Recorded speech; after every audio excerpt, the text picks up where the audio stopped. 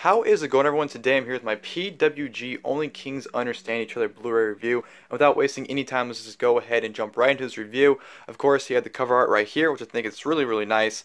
You have the basic font of Only Kings Understand Each Other right there in the middle. You have a nice picture of Zack Sabre Jr. and Chuck Taylor, of course, which was the main event. And you have Adam Cole and the Young Bucks giving OI 4K Death by Super Kick. So really nice cover art right there. Pros and Gorillas, Only Kings Understand Each Other, February 18th, 2017, Reseda, California. You open it up, got some nice artwork on the inside as well. You have the Chris brothers and Sami Callihan giving Adam Cole a pile driver, and you have Rey Fenix destroying Trent's chest with a kick. So nice artwork on the inside as well. Here's a spine, what it looks like on your shelf. You have a picture of Lio Rush, and of course, Only Kings Understand Each Other on the side as well. And of course, you have pictures pretty much giving you a preview of what you're going to be watching when watching this show. So, nice artwork. Here's the match listing, of course, with a little description. On February 18th, 2017, Pro Wrestling Guerrilla kicked off 2017 with Only Kings Understand Each Other in Regal, Reseda, California. Only Kings Understand Each Other on Blu-ray features 7 majestic matches including, and there is a match listing, so if you guys want to go ahead and pause it and read it, you guys can. But, yeah, my overall thoughts on the show was this definitely was a great way to kick off 2017 for PWG, in my opinion. I thought, Mystery Vortex 4 was a good but not great way to end 2016. I feel like this show definitely was a huge improvement from that one. I feel like you had 3 to 4 really good to great matches, and everything else was still good. One match I'd consider was like decent, really kind of was a waste of time in my opinion, but everything else was easy to sit through. This was a very fun show. It's only 2 hours and 15 minutes, so it's not a long show by any means. But definitely was a great way for PWG to kick off 2017. This is definitely what it needed. That shot in the arm that 2016 kind of lost towards the end of it. So yeah, very fun show. Great way to kick off the year. The show opened up with Trevor Lee versus Cody right from the get-go. Trevor gives Cody an avalanche German suplex off the top rope as Cody Rhodes is posing for the announcements. Just absolutely eviscerates Cody with a penalty kick and just throwing him around the ring to the outside. The ring in this match, by the way, was very flimsy. You can definitely tell it was like falling apart, and the ropes are very, very loose. So I think they kind of hurt the match a little bit. But Trevor Lee worked as an excellent heel, like he always does in this match against Cody. He even mocked Goldust and Dusty Rhodes in this match. Copying some of their movesets and using it against Cody. Cody looked fine. He got signature stuff in. He hit a few disaster kicks. Like one off the top rope he did that missed by a mile. He did his signature jump to the outside where he jumps on the top rope to the outside to the opponent. So Cody got his signature stuff in. They edited it out where Trevor Lee tells Cody he tells Cody fuck Dusty Rhodes. You can easily tell that that's edited out because he goes to insult him, then all of a sudden just goes quiet, and then the crowd just boos heavily. So pretty noticeable edit with that, but good match, kick off the show. Nothing too much, but nothing too little. About 10 minutes. Yeah, good solid way to start the show. Trevor Lee gets the win after Cody Rhodes gives the referee a baseball slide, knocks him down, hits Crossroads, but the referee can't count it. Cody Rhodes gets up, Trevor Lee gets up. Trevor Lee almost knocks the ref down by accident. Hits Cody with the spinning body slam, followed by a Fisherman Buster for the win. So Trevor gets the win over Cody. Good solid opening match. It could have been more, but I can understand under the conditions they were in why it wasn't as good as what it was. So solid way to kick off the show. Rey Fenix versus Trent. This was one hell of a match. Honestly, probably the second best match on the show. They both went out there and just had a hellacious match. They just killed each other. They did some comedy stuff in the beginning, like Trent was telling Rey Fenix had to do lucha shit, and of course the crowd's chanting lucha shit. So there's some comedy, but it wasn't overbearing. One of the matches on the show had overbearing comedy, but definitely wasn't this match. Nice chain wrestling, a lot of great counters, some nice spots as well. They brawled on the outside where Trent threw a chair on Rey Fenix's head, followed by a pile driver on the apron, which looked very, very painful. They'd go out for a while. Fenix would get fired up. He would hit a beautiful counter where Trent tried to hit a spinning tornado DDT off the ropes, but Rey Fenix would throw Trent across the ring, do a flip into an ace crusher, which was a beautiful counter from the tornado DDT. I thought Rey Fenix would just light up Trent's chest with a bunch of chops. They did a little chop fest where Trent tried to chop him, but it just was not working. And Fenix chopped him so hard that Trent's gum flew out of his mouth. So that's how hard they were chopping each other.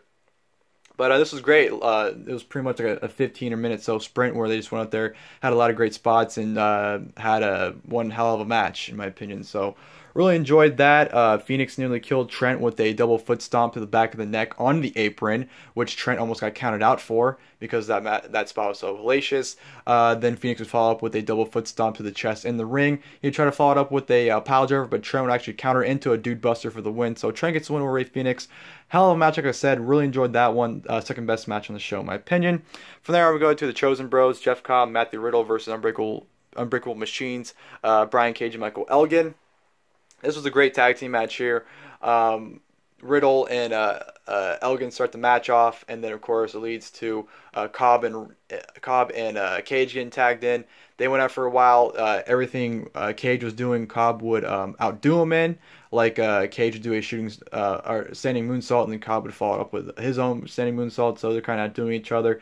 Then of course Elgin and Cage get the upper hand. They would double team Cobb. They ended up doing a double vertical suplex, but of course one of them would hold Cobb up, and of course the other one would tag in and take his spot. They did that for a while up until Elgin did a squat followed by a suplex, so that was a nice thing right there. They did a good job of isolating Cobb from Riddle. I thought the tag work between Cage and Elgin was great.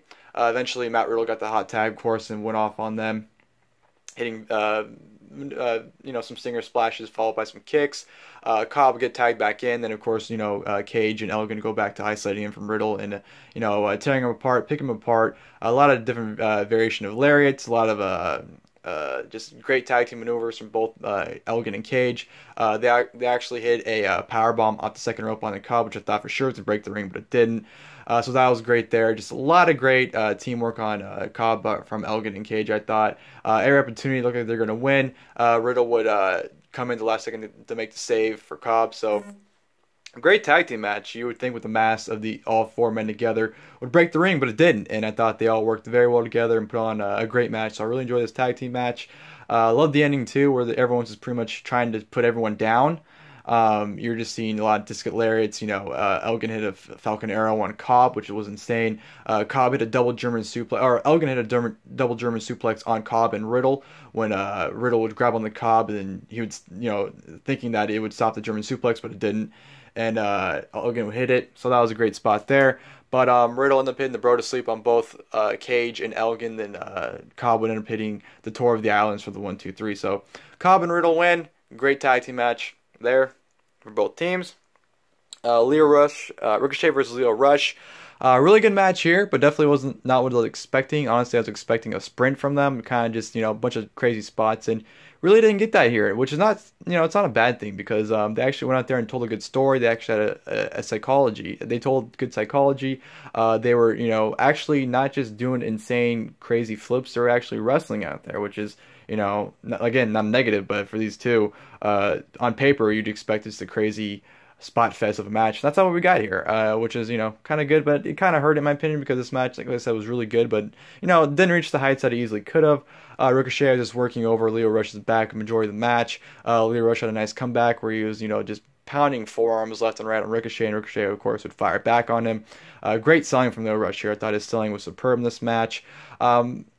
Ric Flair-esque selling at one point, especially towards the end where Ricochet had a Benadryller followed by a shooting star press, which Leo Rush kicked out of. He tried to Hulk up, but then he would do the Ric Flair style where he would walk around and fall straight in his face. Ricochet just absolutely annihilated him with some axe kicks followed by the inverted brain buster. I forgot what it's called, but you know what the move is if you see it. But Ricochet wins. Really good match, but could have been better in my opinion. From there, I'm going to go to Marty Scurll versus Jay White. This was nothing special. This is the worst match in the show by far. It's just nothing more than comedy. Marty Scurll didn't take it seriously. Jay White, he looked decent. He didn't look that good to me because, he embraced the comedy as well. He put on Marty Scurll's, little bird mask, and he tried to embrace the villainous and started doing some of Marty Scurll's moves. This was just too comedy-esque for me. Even some chick in the crowd was saying that this is fucking stupid, and Marty Scurll kind of got in her face over it, but she was speaking the truth. The comedy really ruined this match in my opinion, and it went on way too long too. It was like 18 minutes, and it was just nothing but just nonsense, and you could tell both men weren't really trying out there, which is unfortunate because on paper I think Marty Scurll and Jay White can put on an awesome match, but we didn't get that here. So whatever. Marty Scurll got the victory with the crossface chicken wing. Like I said, worst match of the show. Just wasted time. And then we go to the match of the night, which was the 6-person Tornado Tag Team match. OI4K versus Super Click. This was just insanity. This was a sprint, and there was just spots over the place, and there were some comedy spots as well, but it wasn't overbearing comedy. It fit into what the match was doing. This was just crazy, full of crazy spots, and I can't even sit here and begin to tell you because, if you blink once, you'd miss something huge. A lot of great spots, like the Tower of Doom spot. Cole got thrown halfway across the ring into a powerbomb, which I thought was an awesome spot right there. You had a nice spot where the Young Bucks were kind of mimicking people like Nick Jackson did the Diamond Dallas Page pose before hitting a Diamond Cutter, and then Adam Cole's in the Randy Orton, pounding on the mat, going for an RKO, but then someone came out of nowhere and hit an RKO on Cole, which I thought was great.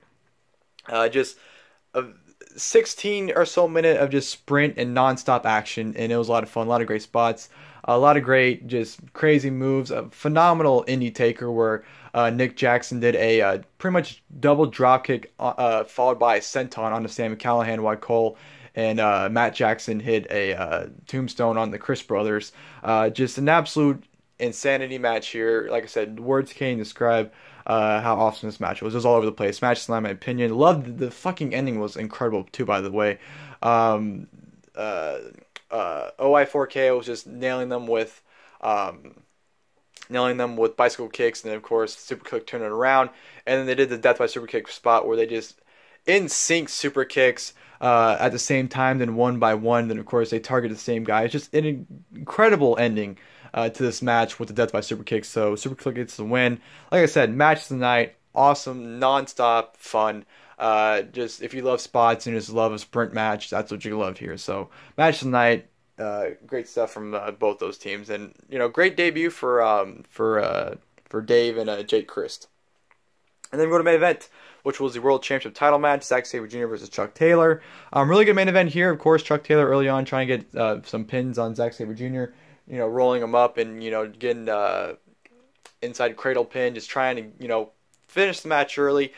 Chuck Taylor looked really great here. When he's serious, I think he can put on a really good match. And of course, Excalibur calling him Big Match Chuck, and that's what he was. He was, being serious. Wasn't really doing any comedy skits or anything like that. He was just trying to do whatever he could. Even hooking the leg for each pin. That was very emphasized on commentary about him, hooking the legs, because he usually doesn't, but he was doing that for sure in this match to make sure that he can get any kind of leverage over Zack Sabre Jr. Zack Sabre Jr. looked great. He would cut down any offense Chuck Taylor would give him. He was actually thrown off a few times by Chuck Taylor, and he would try to counter anything he would do. Chuck Taylor hit a beautiful moonsault, which actually was caught into a triangle choke, which Chuck Taylor got out of. They brawled on the outside for a little bit. Zack Sabre Jr. actually gave him a backdrop on the outside, which came off. You didn't really see it because of the camera angle, but it sounded pretty goddamn painful. And then Chuck Taylor actually hit a small pile driver on the outside as well. And then go back in the ring. Chuck Taylor hit numerous DDTs, trying to set up for the Alpha Waffle, but Zack Sabre Jr. would fight out of it. Hit a huge penalty kick. Eventually, Chuck Taylor ended up hitting a knee strike on Zack Sabre Jr. and ended up hitting the Alpha Waffle. Crowd's going crazy, thinking he's going to win the title, but Zack Sabre Jr. kicks out and locks in Chuck Taylor for the triangle choke, and of course Chuck Taylor passes out. So Zack Sabre Jr. retains the World Championship in the main event. Like I said, really good match. I thought Chuck Taylor looked really good, and Zack Sabre Jr. was always, he's always a joy to watch. So definitely was no exception here. And of course, after the match, you had Marty Scurll come out, cutting a promo, talking about how the fans should be respecting Zack Sabre Jr., considering he's the best technical wrestler in the world. And then him and Zack Sabre Jr. were double team Chuck Taylor until Trent came out to make the save, setting up the tag team match for the next show. Of course, we've seen those two tag teams. But Zack Sabre Jr. heel turn, don't mind it, but I still feel like Trevor Lee should be the top heel in PWG in my opinion. But what can you do? They're going with Zack Sabre Jr. and Marty Scurll, so I can't really complain. But yeah, definitely, like I said, great show. Definitely was a great way for PWG Kickoff 2015. I thought, you had some excellent matches. The 6-man tag was absolutely insane.